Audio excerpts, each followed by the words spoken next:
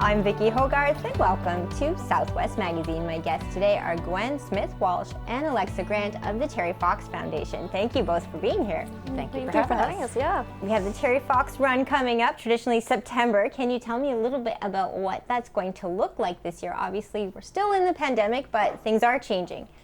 So pretty similar to last year. The date is September the 19th. Last year we were in full pandemic with our guidelines and whatnot for the New Brunswick Health Authority. But this year is a little bit different because we're in green phase. So each run will have their own unique kind of a situation. The run organizers have the option of having a live in-person event, or they can go virtual. So some of our runs are virtual and some of them are in person. So you would have to check our website, terryfox.org, and look at the location that you'd be interested in going to the run and see what the details are about that. Okay, I know you were both at the market in St. Andrews this week and a few other times this summer. How are you doing fundraising this year and in the time of COVID?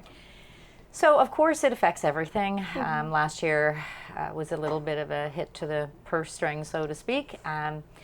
But some things have really come to the forefront for us this year. So we did have a broadcast on CBC this year, Terry Fox, The Power of One. We should hit the $1 million mark. The greatest thing that became from that is that we have new Terry Fox followers, not our usual donors and participants. So we're off to a great start with that.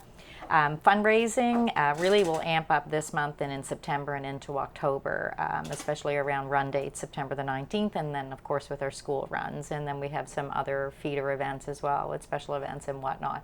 So we're hoping to bounce back. It certainly is our goal, and we have some great plans in place to help with all of those fundraising opportunities. So it's kind of like a wait and see situation, but I'm pretty much feel that people are going to be more interested in doing much more and not have as much fear like we did last year.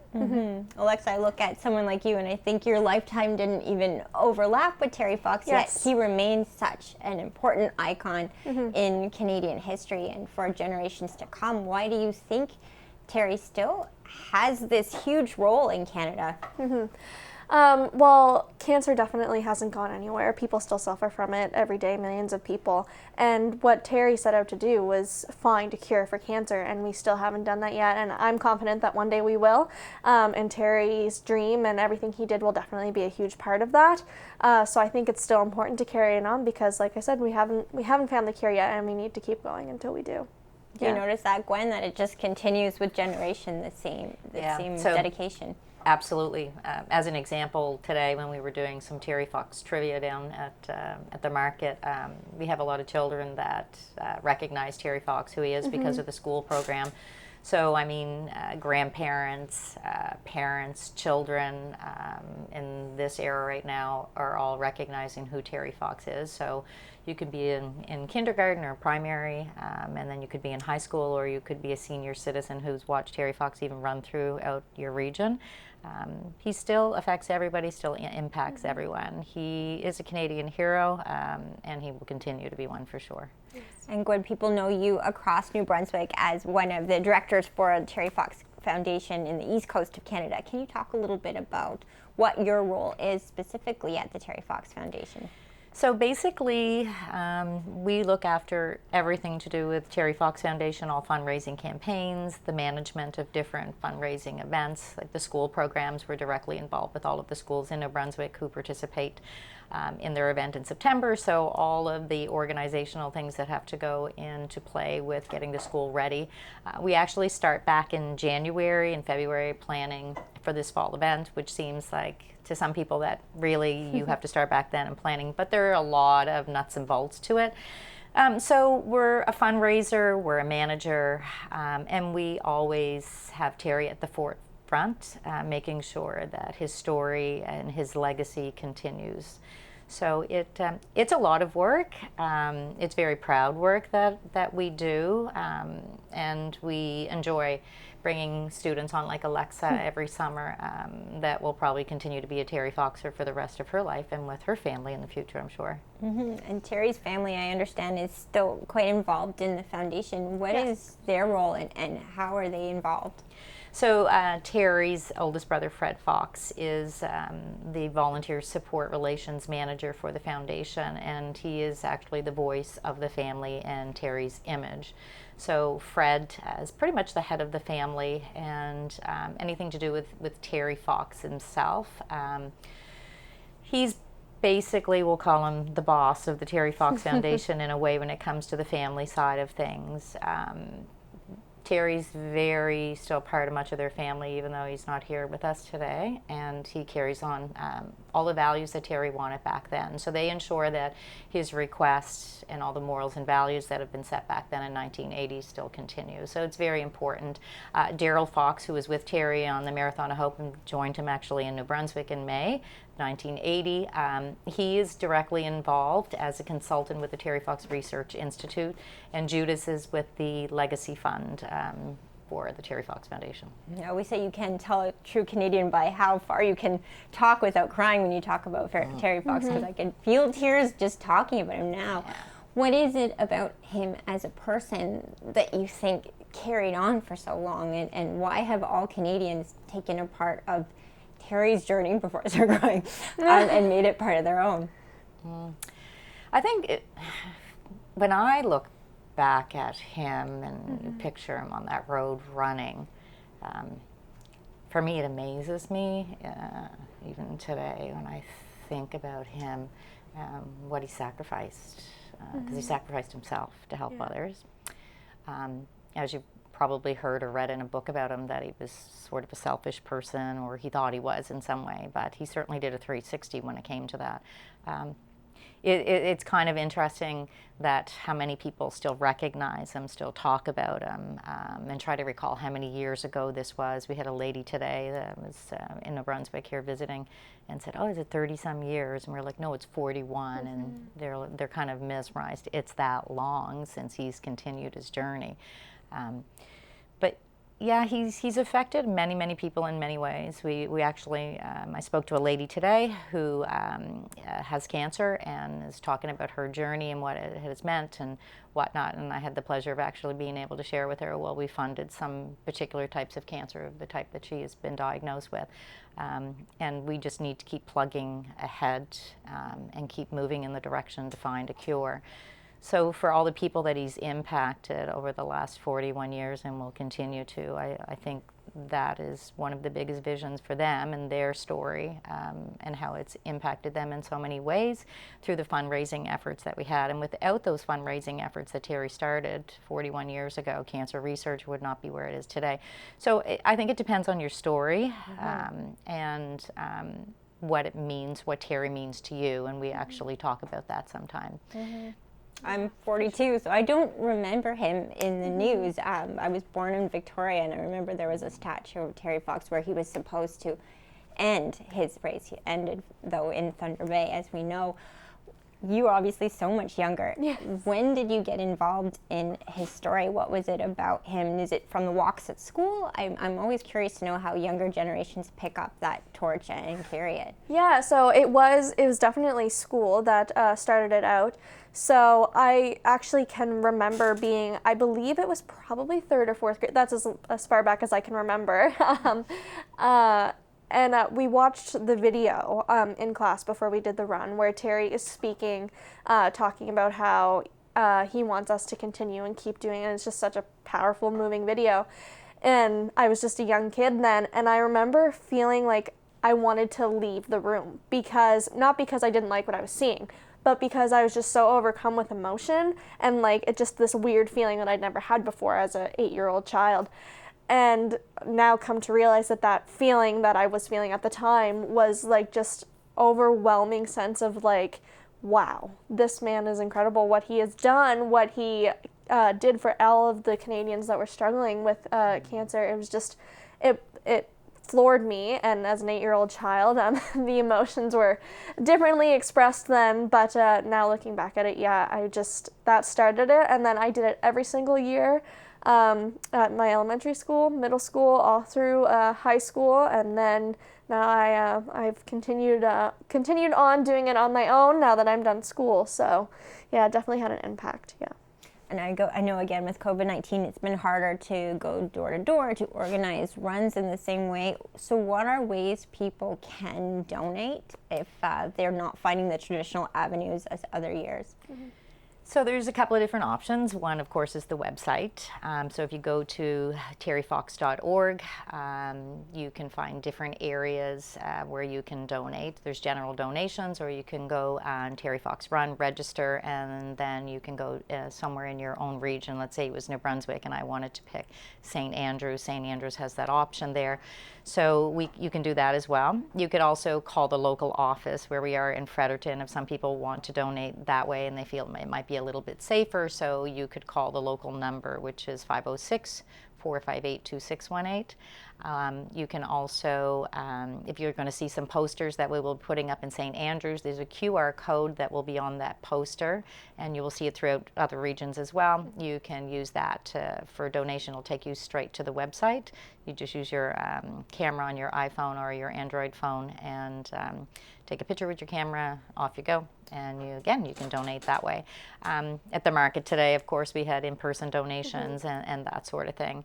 And then with the runs that are coming in September, you could contact some of the run organizers or our office looking for other options to donate. We always do credit card donations, in-person donations, and you could also mail donations into the office, which is located in Fredericton. Alexa's wearing a great shirt that I understand is another part of the donations this year, part of the fundraising efforts. Can you you were telling me a little bit before the show about the flowers on it and what it represents and the 3 languages that are on it this year. Yeah, so in the past we've always done a bilingual shirt because Canada is definitely a bilingual country. But this year is extra special because it's trilingual. So it is to honor Terry Fox's Métis heritage, Indigenous heritage. So it is written in English and French and in the Métis language. And then the design on the shirt was designed by a Métis artist from BC. And she designed it herself. There's the flower from BC on it over here, and then this is a flower from where Terry was from the Indigenous culture there. And then on the back as well, it's trilingual, and says try like Terry in English and French and the Métis language. Right, and people can find those at the market, or are they available online as well? Yes, we have a shopping cart online, so you can go to the shopping cart. It's important that you do pick a region so the revenue comes back into our region. Okay. So you can buy them there. You can also at our office, you can contact us at the office. You will have different run site locations, like one in St. Stephen. Carol Baker, the run organizer there, is selling shirts, and any of the other locations throughout New Brunswick that you can find on the website. And then you can always call our office. We have a pretty good supply, but I will say we're going to have to go to a second print because there's that many shirts that have already been taken, and of course the CBC broadcast that I mentioned earlier, there was a great number of shirts that were sold then. But yeah, it's a very special shirt this year for us, and I mean I think it's very fitting what's going on in the world today, so we like that tie-in with the Indigenous culture, with cancer research and so on. You were mentioning Carol. Can you tell me a little bit about the run she's doing? I think it's Run Like Carol. Is she doing some kind of modeling for other people? And if you are, for example, wanting to choose your own route this year, how is that working? So we're still as a blanket of the Terry Fox Foundation nationally. We will still call it One Day Your Way, similar to last year. So if you, for example, wanted to go to the St. Stephen Run where Carol Baker is, you would pick your own route and walk, run, bike, or whatever you would like to do, and then still, of course, make your donations to the Terry Fox Foundation because it is a cancer fundraising event. So you can choose to do whatever you like, or like I mentioned earlier, you can also do an in-person event at those locations that have in-person events. One of the events that we have would be Bath, for example, I know is an in-person event. The Upper Kingsclear and surrounding area has an in-person event, just to name a few. For the sake of inspiring people, have you both picked out your own route this year? Well, Gwen and I are actually very excited to be the co-run organizers together of the Upper Kingsclear and Hanwell Run. So we're organizing that. It's taking place at the Village of Hanwell office. They have beautiful nature trails in behind their office. So that is going to be where our walk, run, bike is held. We are doing an in-person event, so anyone in that area, the Upper Kingsclear Hanwell area, is welcome to come join us on Sunday, September 19th. It's from 1 to 4 p.m.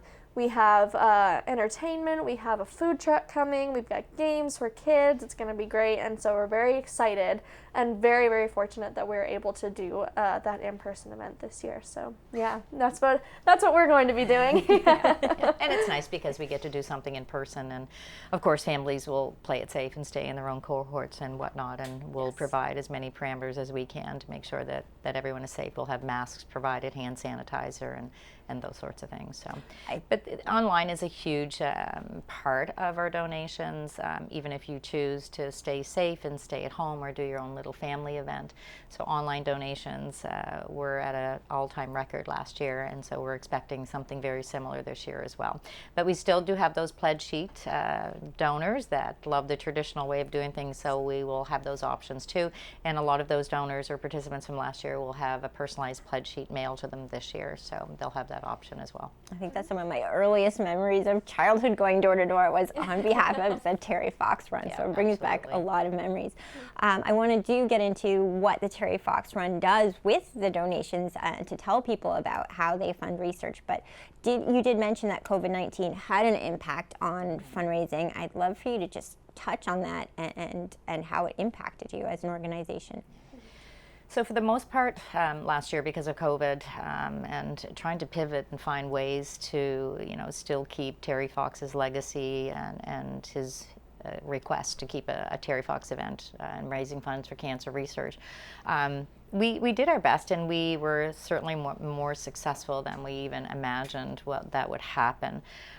So with that being said, we are still looking to, raise funds in every possible way that we can to keep his legacy, at the forefront and whatnot. But besides that, we're not trying to do anything different. We're trying to keep all of our donors and participants safe and keep raising funds for cancer research. We did certainly want to surpass what we did last year. We were down several millions of dollars last year. So with cancer research, it did actually come to a halt in different ways. So some labs that would do clinical trials and whatnot also had to pivot. So cancer research did have an impact last year. But our researchers are still asking us, of course, to push forward and to raise more money this year. And we need as many people to support us as possible so that we can help all of those families that are been affected with cancers, just like Terry, because as we know, many people are still being impacted by it. So, without the funds that are raised through Terry's name for cancer research, we will not be able to move forward and provide that research that we want to do. So, for basically almost 80 cents to every dollar that is raised goes directly to cancer research. That's what Terry's request and dream was, and we continue on with that year after year. Okay, can you tell me a little bit about what you're mentioning, COVID-19? Was that partly resources being redirected just in general to looking at the pandemic and COVID-19? Do you think that there was some refocus for a temporary while to find a vaccine? Is that what you mean, or? No, for the most part. So let's say, for example, $25 million was raised in 2019. So aside from the other 20% that has to go to administrative costs. Right. So that revenue goes to the Terry Fox Research Institute. Researchers apply for funding to do with different sorts of studies and whatnot that they're doing. So let's say that we were down $15 million last year. So that's going to impact funding. So if we don't have enough revenue to provide that funding grants that people were expecting, so that's where we end up with a decrease in things. I know as one example in St. John, UNB St. John, Dr. Anthony Ryman, who has been a recipient of funding from the Terry Fox Research Institute. He has a study for molecular myeloma. When we had a discussion with him at some point, he was saying, that his lab had to shut down for time periods because you had to keep it COVID safe and whatnot. We have a pandemic on the go, and so it did impact in different ways that way. Can we talk a little bit about research and how far we've come since the time Terry was alive till now, and the role the foundation has played in that research to get us to where we are? So now we've surpassed $850 million of the last fiscal year. So we're very happy about that. We have a goal of $150 million over the next 5 years, partnering with the federal government with a new cancer research center, which is called the Terry Fox Marathon of Hope Cancer Research Center. It's the first time that we'll ever have a national and international database where researchers across the world and across the country will be part of that database where we can share information. So let's say, for example, somebody was diagnosed with liver cancer and someone was doing a study in the UK as opposed to someone doing one in Montreal. Before, they couldn't look at each other's research and see what kind of outcomes were there. So for the first time, this is something that our funding, in part for our fundraising events, along with other fundraising events through other entities, like I mentioned, the federal government, that's going to make a huge difference. And it's really going to push cancer research to the forefront where we want it to be. And if Terry was alive today, if he was in the same circumstances today, would the treatment be different now? Yeah, he was diagnosed with osteosarcoma, and sometimes you will actually hear researchers speak about that particular type of cancer and saying, as an example, if Terry Fox was diagnosed today, his chances of survival would be much higher. And we have lots of people actually that are actually Paralympians and are in the workforce, very successful and whatnot, that end up having the same kind of cancer that Terry would have had at that time, who are alive and living today. I know that this is your summer job, Alexa, and you're continuing to volunteer as well throughout the school year. What is it about working for a foundation like this that keeps you wanting to volunteer even past your summer position? First and foremost, it was just fun. It was a good time. I really enjoyed what I did, so that's definitely one of the big things. But of course, just the idea that what you're working towards and what you're doing is meaningful. You're impacting someone. I might not see it with my eyes. I might not see who I've helped, but somehow, in some way, I've helped somebody just by whether it's making a phone call or sending an email. You're working towards something. You're making a difference while you're working, and I think it was that just made me not want to give it up even after the summer's over. Yeah. I know we all know people affected by cancer. You can't not. Gwen, I've known you for a couple years now. We both always end up crying if we talk about Terry Fox together, but how can we not? What is it that keeps you so passionate about your job? You must meet people that are affected by the work you do all the time. Absolutely. The one thing that I always loved about the job is the challenge. It's a very challenging job. There's myself as the only full-time person that runs 2 provinces. His story is so impactful, and working for this foundation has been extremely rewarding in many, many ways. And when you think about what your job entails, but who is tied to that job, meaning Terry. I mean, no one has a story like him. So I love how inspired people are by him, his legacy, and the honesty and the values that we represent is very, very inspiring to me. We don't hide behind anything. We're very honest about what we do, where our funding goes, and it's grassroots. And it's probably one of the most rewarding jobs that I ever had. I love the children that get impacted by Terry. That makes me smile quite often. Like today, as we were talking about at the market, we had a blast. And when you go visit schools and we talk about Terry, and sometimes you see those young faces saying, "Oh, look, Mom, it's Terry Fox," and whatnot. And then you hear stories about how people are saying, "Thank you for my life." I'm surviving today because of Terry and what he started and what you guys continue to do. So, yeah, it's fun, it's challenging, and I like getting up in the morning and going to work, and even on vacation I have a tendency to work, so that's how much I enjoy it. Do you think Canadians feel it's part of our responsibility to the race is never finished, but no. There's something inside me that always thinks we have to keep running it, right? That he didn't quite finished, so. No, and it's a sad story. I mean, for somebody so young that did lose his life and sacrificed his life. I mean, think about it, running for 143 days a marathon every day is pretty incredible. I mean, I don't know of a story that anybody has ever done anything close to what he has done. So he's left a legacy with all of us, and yeah, it's our duty to continue because that's what he asked. And I don't know where we would be today if we didn't have Terry and what he started. I really don't know where cancer research would be. So yeah, it is our duty. And if I can say this to everybody that's watching today, don't forget, Terry inspired a nation, and he's inspiring people all over the world. And we need to continue what he asked us to continue. So try like Terry, and what's your biggest try this year is what we're looking for. So donate to terryfox.org. Well, on that note, thank you both for being here, for making me cry. I appreciate it. You get used to watching. My guests today have been Gwen Smith-Walsh and Alexa Grant of the Terry Fox Foundation. I'm Vicki Hogarth. Thank you for watching Southwest Magazine.